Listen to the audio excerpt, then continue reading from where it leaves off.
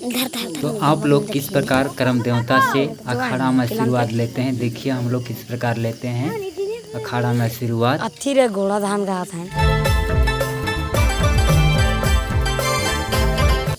सबसे पहले नायगस और नायगनी पूजा पाठ करके सरना स्थल में पूजा पाठ करते हैं।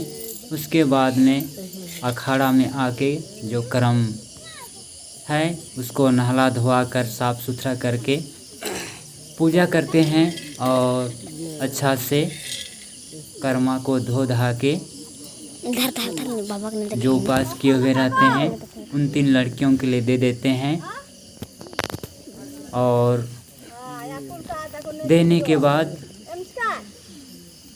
कर्म पकड़ने वाले खड़ा हो जाती है और साइड में नायगनी भी खड़ा हो जाती है बाबा चीठी जगन और सभी कोई माथा टेक कर कर्म देवता से आशीर्वाद लेते हैं। घोड़ा धान का हाथ है।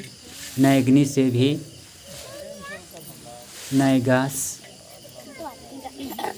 से भी आशीर्वाद लेते हैं। देखिए किस तरह सब कोई एक ही बार माथा टेके और सब कोई कर्म देवता से नायगनी से आशीर्वाद ले रहे हैं, नायगस से भी ले रहे हैं आशीर्वाद। देखिए और आप लोग किस प्रकार आशीर्वाद लेते हैं कर्म देवता से।